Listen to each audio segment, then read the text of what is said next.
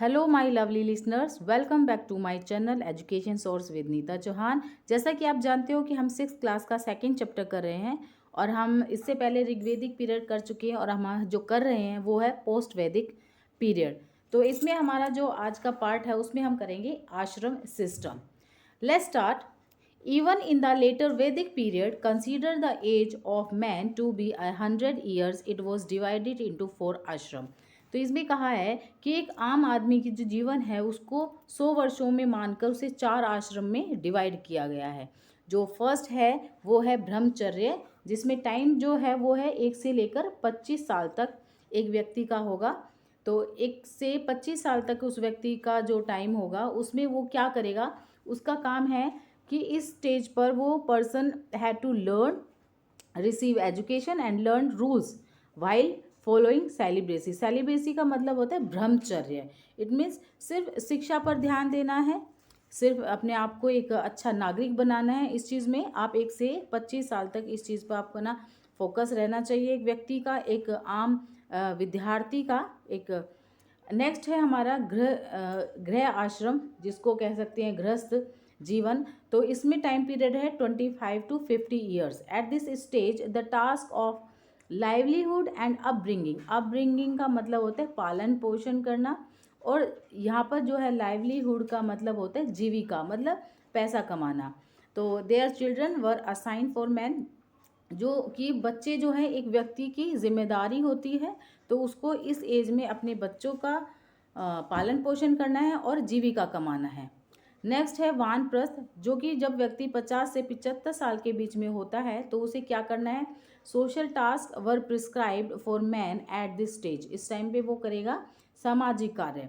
Just as a man in a grihastha ashram, उस प्रकार से जिस प्रकार से वो गृहस्थ आश्रम में अपना जीवन बिताता है, उसी प्रकार से वो टेक केयर ऑफ चिल्ड्रन, जिसमें वो अपने बच्चों का देखभाल करता है। सिमिलरली उसी प्रकार considering society as one's own, उसी प्रकार उसे समाज को भी अपना समझते हुए efforts were to be made for its progress, उसकी प्रगति और उन्नति के लिए प्रयास करने होते थे। तो ये सारी चीज़ें जो है हमारे पोस्ट वैदिक पीरियड में एक व्यक्ति के लिए बताए गए हैं। नेक्स्ट है संन्यास, जो जब व्यक्ति की 75 से 100 ईयर्स के बीच में होगा तो उसे क्या करना है, man was expected to leave home, तो उसे क्या करना है, उसे उम्मीद की जाएगी कि वो क्या करे, society and go to the forest to attain salvation. Salvation का मतलब होता है मोक्ष प्राप्त करना। And make his efforts to attain salvation, और एफर्ट करेगा, कोशिश करेगा, प्रयास करेगा मोक्ष प्राप्त करने की। तो इसमें व्यक्ति क्या करेगा कि इस अवस्था में मनुष्य से आशा की जाती है कि वो मोक्ष की प्राप्ति के लिए घर समाज को छोड़कर जंगलों में चला जाए और मोक्ष की प्राप्ति के लिए अपने प्रयास करे। नेक्स्ट है आगे जो है, the purpose of human life was considered to be for purushartha. तो इसमें कह रखा है कि मनुष्य के जीवन का जो उद्देश्य है वो 4 पुरुषार्थ में माने जाते हैं। तो फर्स्ट है धर्म, सेकंड अर्थ एंड थर्ड है काम, फोर्थ मोक्ष। They have to be completed in this ashram only. और ये जो है, ये आश्रम जो है इन्हीं आश्रमों में पूरा करना होता है उन व्यक्तियों को। मतलब पोस्ट वैदिक पीरियड में जो व्यक्ति होते थे इन 4 आश्रम में अपने जीवन का जो है जीवन को क्या करते, स्पेंड करते थे। और ये सारी चीज़ें जो कि धर्म, अर्थ, काम और मोक्ष है, इन्हीं आश्रमों में उसे पूरा करना होता था। नेक्स्ट जो है संस्कार बता रखे हैं। 16 sanskar were performed from birth to death. तो जन्म से लेकर मृत्यु तक जो पोस्ट वैदिक पीरियड है उसमें 16 संस्कार बताए हुए हैं। फूड कैसा था, तो उस उत्तर वैदिक टाइम पीरियड में फूड जो था वो सात्विक फूड था, was used during this period. इस समय काल के दौरान लोग सात्विक भोजन करते थे। Roasted grains were also used, भुने हुए अन्न ग्रहण करते थे। The making of sattu, sesame, sattu होता है जिसमें चना होता है वो भुना हुआ होता है, जौ का आटा होता है वो भुना हुआ होता है, उसको सत्तू कहते हैं। सीसेम में जैसे तिल होते थे उनका सेवन करते थे। Kheer, khichdi et cetera was a common practice, मतलब इनका आम रूप में ही उनका सेवन करते थे। कॉस्ट्यूम में during this period colourful clothes were in vogue, तो जो थे वोग का मतलब होता है प्रचलन में, तो उस वक्त रंगीन कपड़ों का प्रचलन था। The clothes were dyeing using natural methods. तो वो जो बच्चों वो जो अपने कपड़ों को कलर करते थे तो एक प्राकृतिक मेथड से करते थे, जैसे कि सेफ्रॉन का यूज़ करते थे ऑरेंज कलर करने के लिए। और अरोमेटिक सब्सटेंसेस मतलब खुशबूदार सुगंधित सब्सटेंस होते थे, वर आल्सो यूज वो यूज़ किए जाते थे कपड़ों में खुशबू आए ताकि। पीपल लव टू डेकोरेट, लोगों को सजने संवरने का बड़ा शौक था। Woman use to wear various type of jewellery, और जो स्त्रियां होती थी वो ज्वेलरी पहनती थी अलग अलग प्रकार की। Main also war armlets and various type of garlands. तो जो पुरुष थे वो भी कई प्रकार के बाजूबंद और जो मालाएं पहनना पसंद करते थे पोस्ट वैदिक पीरियड में। नेक्स्ट है मीन्स ऑफ रिक्रिएशन। रिक्रिएशन यहाँ पर है, इसका मतलब है मनोरंजन के साधन। Outside games and sports played outside such as chariot race. Chariot मतलब घुड़सवार, सॉरी रथ दौड़ होती थी। हॉर्स रेसिंग घोड़ों की जो दौड़ होती थी। हंटिंग शिकार करना। रेसलिंग कुश्ती करना। एनिमल्स फाइटिंग जानवरों की लड़ाई करवाना। वर ऑर्गेनाइज्ड फॉर एंटरटेनमेंट। इन चीज़ों का क्या किया जाता था, बंदोबस्त करते थे लोग अपने मनोरंजन के लिए। इंडोर गेम्स में जैसे कि dice game, music, drama etcetera were also organise for entertainment. लेकिन जो लोग घर में रहते थे वो चौपड़, संगीत, नाटक आदि ऐसे मनोरंजन से अपना मन बहलाते थे। नेक्स्ट है status of woman. The position of woman in society was good. तो पोस्ट वैदिक पीरियड में औरतों की जो स्थिति थी वो काफ़ी अच्छी थी, जिस तरह से ऋग वैदिक पीरियड में थी। Polygamy was prevalent. तो इसमें कहते हैं कि पोलीगेमी का मतलब होता है बहुविवाह, मतलब एक से ज़्यादा शादियाँ। तो वो उस टाइम पे प्रचलित थी। कब कौन करते थे, जो फैमिली वेल्थी और रॉयल फैमिलीज होती थी उनमें ये था। सती और चाइल्ड मैरिज एंड पर्दा प्रथा वॉज नॉट प्रेवलेंट। तो प्रेवलेंट का मतलब होता है प्रचलित होना। तो ये सारी चीज़ें उस वक्त नहीं थी। She goat an education. स्त्रियों को एजुकेशन मतलब शिक्षित किया जाता था। It is proved from the Gargi Yajnavalkya. तो गार्गी याज्ञवल्क्य एक वाद विवाद है, मतलब एक पुस्तक है जिसमें वाद विवाद लिखा हुआ है। तो उससे ये सिद्ध होता है कि उस समय में in that period woman also had the right to read and write and they were scholars. तो उन स्त्रियों को पढ़ने लिखने का अधिकार था और वो पढ़ लिख कर विदुषी भी बनती थी। Moral digression. तो मोरल डिग्रेशन का मतलब होता है नैतिक पतन। डिग्रेशन का मतलब होता है पतन होना या समापन की सीमा पर आ जाना। इसमें है the moral decline of society started in this period. Post वैदिक पीरियड के लास्ट तक जो उसमें अंत में क्या होता था कि राज समाज में नैतिकता पतन होने लगी थी। और liquid dancing, singing, gambling were being practised in the royal houses. तो राजभवनों में शराब, नाच गाना, जुआ ये सब क्या होने लगे थे, प्रचलन में आने लगे थे। लोगों को लग्जीरियस लाइफ जीने का शौक हो गया था। तो मतलब वो लोग मेहनत में थोड़ा सा कम इंटरेस्ट रखने लग गए थे और अपने आप को सुखी जीवन देने में ज़्यादा इंटरेस्ट हो गया था उन लोगों का। नेक्स्ट है इकोनॉमिक लाइफ। इकोनॉमिक लाइफ में है एग्रीकल्चर। तो आर्थिक जीवन के लिए कृषि। Agriculture was the main source of income during this period. तो इस काल में क्या है कि जो कृषि थी वो एक मुख्य आय का साधन था। The agriculture holding increased. तो जो कृषि थी वो जो है कृषि का जो था जो समय है वो बढ़ गया था उस समय। कहते कि इस काल में कृषि की जो कहते हैं ना व्यवसाय वो बढ़ गए थे, लोगों में कृषि का क्रेज बढ़ता चला गया था। The size of the plough was large and its use was extensive. तो कहते कि हल का जो आकार था वो बड़ा था और इसका जो प्रयोग था उपयोग वो बड़े पैमाने पर होने लगा था। Such plow were used which were pulled by 24 bulls and together। ये इसमें कहते हैं कि ऐसे हलों का प्रयोग भी मिलता है उस समय में जिसे 24 बैल मिलकर खींचते थे। Barley, rice, moong, urad, sesame wheat were the main cereals। कहते हैं कि इसमें जो चावल, मूंग, उड़द, तिल और गेहूं आदि प्रमुख अन्न हुआ करते थे उस टाइम के। The crops were sown and harvested according to the season. और जो फसल होती थी वो ऋतुओं के अनुसार बोई और काटी जाती थी। Barley was sown in winter and harvest in summer. कहते हैं कि जो होती थी वो सर्दियों में बोई जाती थी और गर्मियों में काटी जाती थी। सतपथ ब्राह्मण।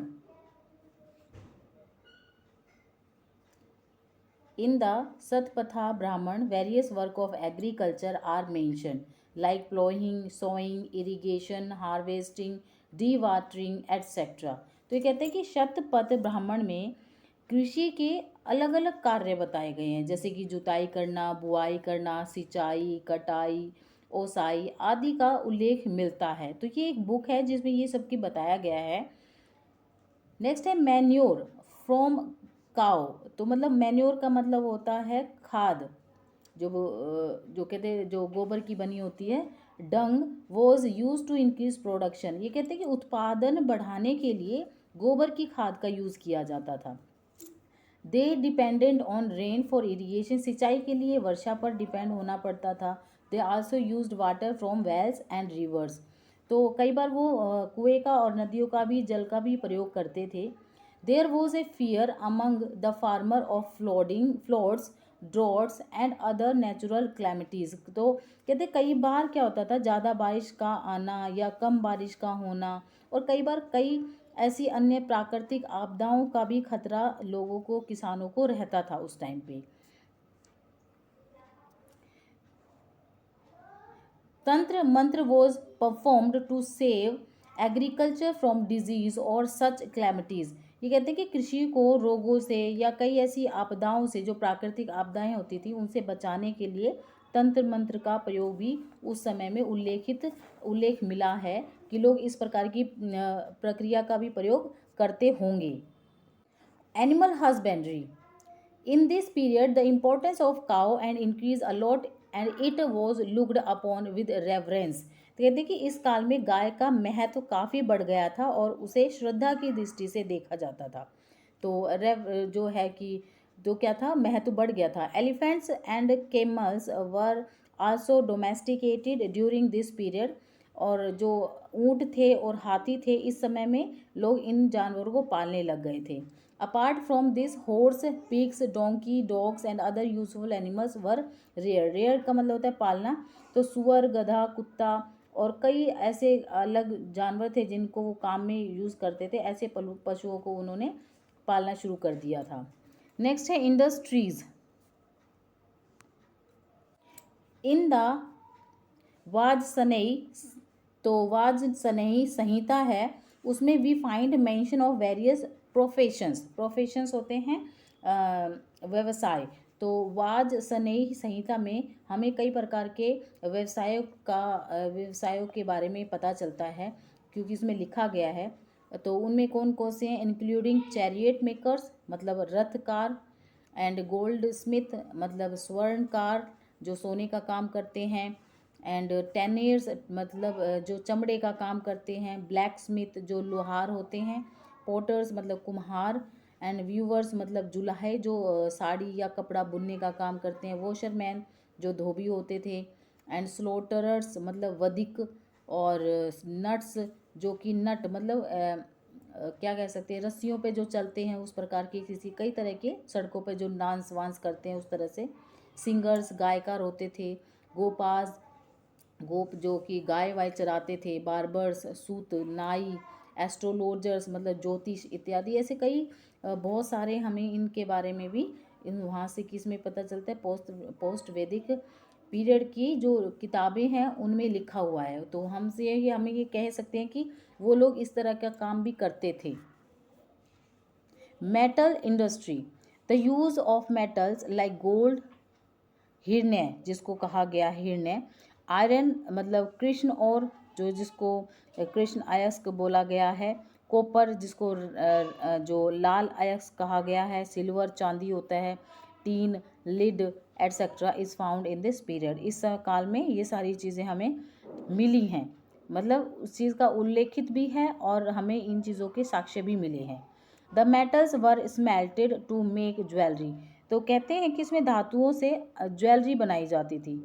एग्रीकल्चरल इम्प्लीमेंट्स, और कृषि में यूज़ करने वाले इम्प्लीमेंट जो कहते औजार बनाए जाते थे। Utensils and weapons for fighting, और युद्ध में लड़ाई करने के लिए अस्त्र शस्त्र बनाए जाते थे मेटल से। Trade in this period, people doing the same business were organised into guilds, तो कहते हैं कि इस काल में सामान व्यवसाय मतलब कॉमन व्यवसाय जो थे करने वाले एक संघ में संगठित हो जाते थे, एक ग्रुप बना लेते थे। Many such guilds were are mention in the literature and their president were called shreshthi, और कहते हैं कि साहित्य में मतलब साहित्य जो हमारी बुक है उसमें ऐसे अनेक ग्रुप संघों का उल्लेख भी मिलता है, और इनके जो अध्यक्ष होते हैं उसको श्रेष्ठी कहा जाता था। There are mentions of different units of currency of this period like निष्क, सतमान,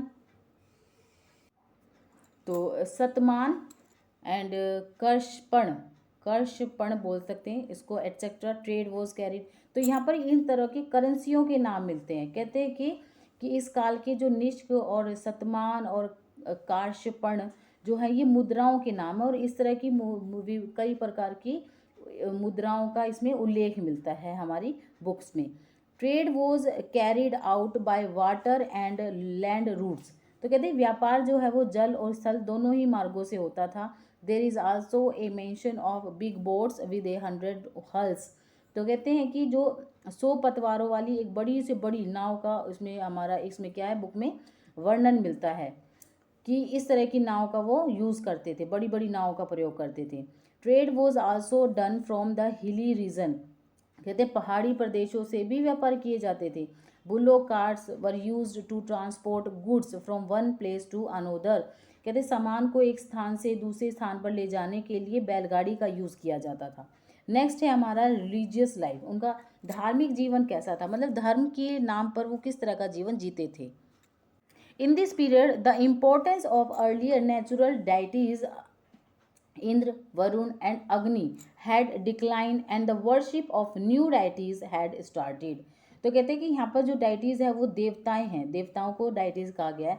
कहते हैं कि इस काल में पहले के जो प्राकृतिक देवताओं जैसे कि इंद्र, वरुण और अग्नि, उनका महत्व जो है धीरे धीरे घटता गया और नए देवताओं की पूजा जो है वो शुरू हो गई थी।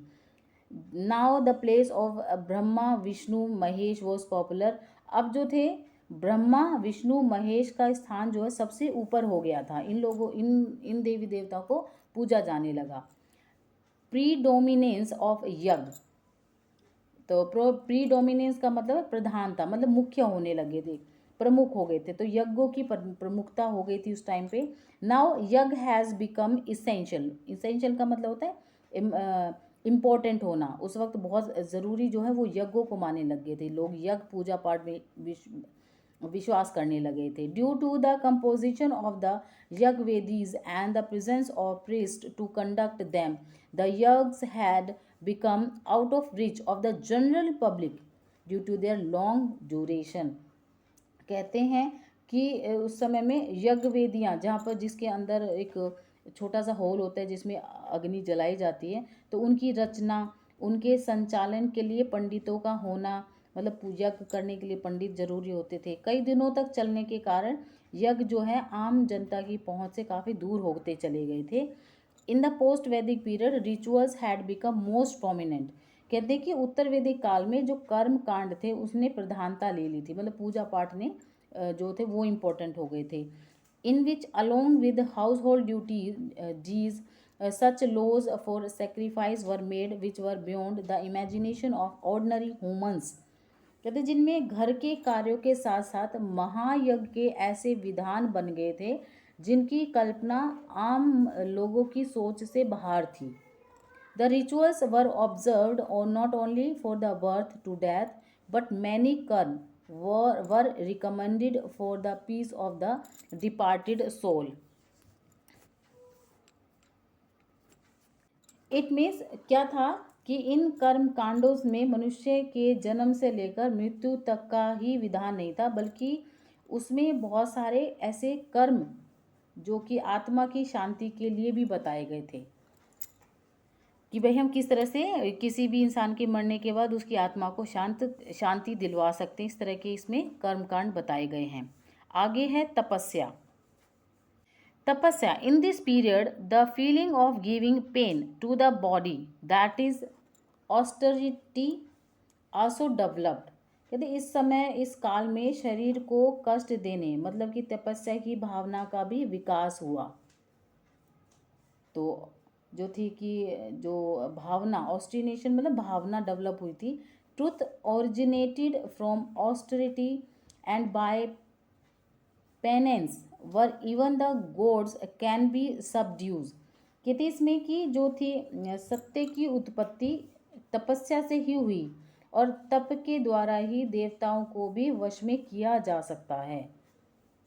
तो सबड्यू का मतलब होता है वश में करना और ऑस्टेरिटी का मतलब पता है कि तपस्या करना। Many people conquered heaven by attaining power through penance. तो यहाँ पर पिनेंस का मीनिंग मैं बता देती हूँ आपको कि तपस्या होता है। तो यहाँ पर मैं बता सकती हूँ आपको ऑस्टेरिटी का भी मतलब तपस्या होता है एंड पिनेंस का मतलब भी तपस्या ही होता है। तपस्या करना मतलब तप करना। मैनी पीपल कॉन्कर्ड यहाँ पर बताया है कि जो तपस्या से के द्वारा ही जो शक्ति थी वो प्राप्त करके बहुत सारे मनुष्यों ने स्वर्ग को जीता था।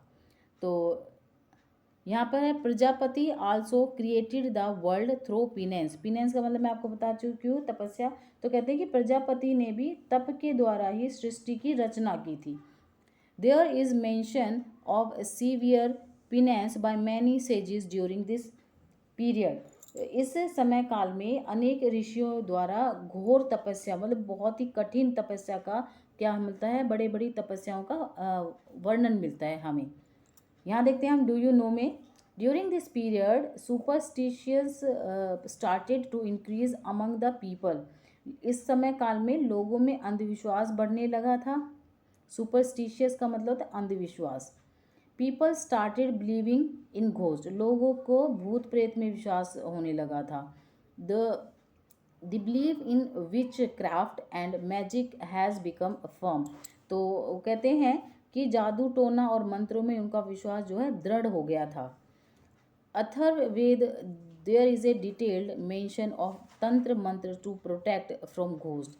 तो अथर्ववेद में भूत प्रेतों से रक्षा के लिए तंत्र मंत्रों का भी वर्णन मिलता है। Tantra mantra was also use to cure disease. रोगों को दूर करने के लिए भी तंत्र मंत्र का सहारा लिया जाता था। किस टाइम पे? पोस्ट वैदिक पीरियड के समय। नेक्स्ट है हमारा फिलोसफी। इट मीन्स दार्शनिकता। दार्शनिकता तो इसमें हम देखेंगे in this period while rituals and severe penance were being performed, on the other hand there was also a class which was engaged in the search for peace and knowledge। कहते कि इस समय इस काल में जहाँ एक और तो लोगों को कर्म कांड मतलब पूजा पाठ घोर तपस्या की क्रियाओं का के बारे में पता चलता रहा हो रही थी, वहीं दूसरी ओर ऐसा भी एक वर्ग था, एक ऐसा समूह था जो शांति और ज्ञान की खोज में लगा हुआ था। A detailed description of this spiritual thought is found in the Upanishad। कहते हैं कि उपनिषद में इस आध्यात्मिक चिंतन का एक क्या मिलता है, बहुत बड़े लेवल पर वर्णन मिलता है। आत्मा, परमात्मा, क्रिएशन, मोक्ष etcetera were it's main subject. कहते हैं आत्मा, परमात्मा, सृष्टि, मोक्ष और बहुत सारे अनेक प्रमुख विषय थे, मतलब ऐसे विषय मिले थे जिन पे इन लोगों ने काम किया। सिक्स थिस्टिक मतलब यहाँ पे कहते हैं कि 6 आस्तिक हैं। थिस्टिक का मतलब होता है आस्तिक लोग। ये थेस्टिक का मतलब होता है आस्तिक, जो पूजा पाठ में विश्वास नहीं करते हैं, पूजा पाठ में विश्वास करते हैं। Interpretation of philosophy can be found. कहते हैं कि दर्शन की 6 ऐसी आस्तिक व्याख्याएं हैं जो ढूंढी जा सकती हैं, जिसमें एक है संख्या दर्शन, एक है योग दर्शन, नेक्स्ट जो है वो है वैशेषिक दर्शन, नेक्स्ट इसके बाद है न्याय दर्शन और उसके बाद है पूर्व मीमांसा और उत्तर मीमांसा, ये 6 ऐसे दर्शन हैं जो कि हमारे जो पोस्ट वैदिक पीरियड में मिले हैं, जिनका वर्णन मिला है। तो इसमें कहते हैं कि जो मीमांसा है, Uttara Mimamsa is called Vedanta, that is the essence of the Vedas. तो कहते हैं उत्तर मीमांसा को ही वेदांत कहते हैं, जिसका मतलब हुआ वेदों का निचोड़। All these interpretations consider the world to be an illusion. Illusion का मतलब होता है माया जाल, भ्रम पैदा करना। तो ये सभी व्याख्याएं जो है संसार को माया जाल मानती हैं। In order to understand Brahman and life, Brahma and life, the Uddalak, Uddalak मतलब father, Upanishad describes the father son dialogues in which Uddalak मतलब फादर जो है explain to his son। कहते कि इसमें क्या है कि ब्रह्मा और जीव को समझने के लिए जो छंदोज्ञ छंद होते हैं, जो एक कविता के रूप में उपनिषद में जो है पिता और पुत्र की बातों का वर्णन है, मतलब आपस में बातचीत कर रहे हैं, इसका वर्णन है, जिसमें उदालक अपने बेटे श्वेत केतु को समझाता है कि क्या समझाता है कि Shvetaketu that there must be something और the other from which the world originated. उसमें ये समझाता है कि कोई वस्तु अवश्य है जिससे जगत की उत्पत्ति हुई है। कहीं ना कहीं से तो ये संसार बना ही है, कोई ना कोई ऐसी तो चीज़ है ही जो ये संसार की उत्पत्ति हुई है कहीं ना कहीं से। It can be imagined and that is the truth. इसकी जो कहते हैं उसकी कल्पना की जा सकती है और वही सत्य है। When he thought that he should become many from one, then fire, earth, air, water and other beings became from it। कहते हैं कि जब उसने सोचा कि एक से अनेक बनूं, तो उसी से अग्नि, पृथ्वी, वायु, जल और कई जीव बने। Therefore whatever you see in the same as so you are also the same। और क्या इसमें ये क्या है, श्वेत केतु कहते हैं कि लास्ट में जो कुछ भी दिखता है वह वही है, तो हे श्वेत केतु तुम भी वही हो।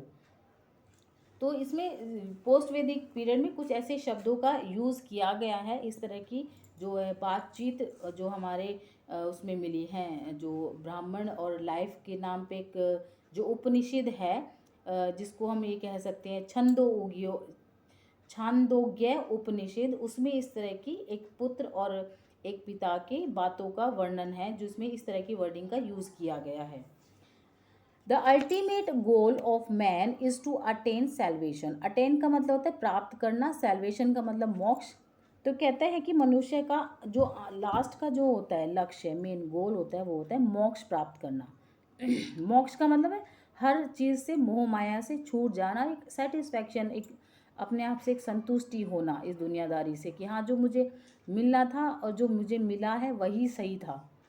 मोक्ष means freedom from the cycle of the birth and death. यहाँ दे रखा है कि मोक्ष से मतलब क्या है, जन्म मरण के चक्र से छुटकारा, मतलब अब हमें जो मिला है या हमने कुछ छोड़ दिया है तो अब हम सेटिस्फाई हैं।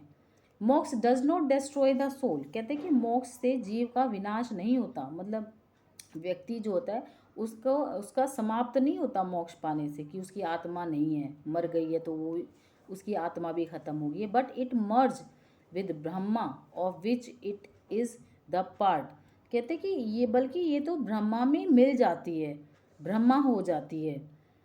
It is a state of extreme peace. ये वो अवस्था होती है जहाँ उसे अंश, जिसका वो क्या होता है, एक शांति मिलती है, which we attain through the knowledge. और ये जो शांति है हमें, जो हमें ये ज्ञान किससे मिलती है, ज्ञान से ही प्राप्त होती है। अब जब हमें इस चीज़ का ज्ञान होगा तो हमें पता चलेगा कि क्या चीज़ ओरिजिनल है, क्या चीज़ सच है, क्या चीज़ झूठ है। तो ये ज्ञान से ही हम इसको क्या कर सकते हैं, पहचान सकते हैं। यहाँ पर कुछ यज्ञ बता रखे हैं, इम्पोर्टेंट यज्ञ, तो आप यहाँ देख सकते हो। पहला जो है अश्वमेध यज्ञ बता रखा है, जिसमें to expand the empire the horse was let free to roam about. इसमें तय है कि जब किसी राजा को अपने साम्राज्य की सीमा बढ़ानी होती थी ना तो वो घोड़े को आज स्वतंत्र छोड़ देते था, और जो उसको पकड़ते थे और तो उसे उससे युद्ध करना पड़ता था। अगर कोई नहीं पकड़ता था, जहाँ तक वो घोड़ा जाता था वहाँ तक का वो एरिया जो उस राजा का हो जाता था। Next, Raj suyagya related to the coronation of the king. इसमें क्या होता था, राजा के राज्याभिषेक से संबंधित है। जब राज्याभिषेक होता था तो इस तरह का यज्ञ पूजा पाठ करवाई जाती थी। नेक्स्ट है अग्निष्टोम यज्ञ। तो describe as a boat for the destruction of sins. Sins का मतलब होता है पाप, एंड टेकिंग टू हेवन। तो इसमें पापों के ख़त्म और स्वर्ग की ओर ले जाने वाले नाव के रूप में इसको वर्णन किया गया है इसका। जो इस यज्ञ को करता था तो उसका क्या होते थे, पाप खत्म हो जाते थे और वो हेवन की तरफ, मतलब उसे ये लगता था कि अब मेरे पाप खत्म है, अब मैं मोक्ष प्राप्त करूँगा। नेक्स्ट है वाजपेयी यज्ञ। इसमें है organise chariot race to show power.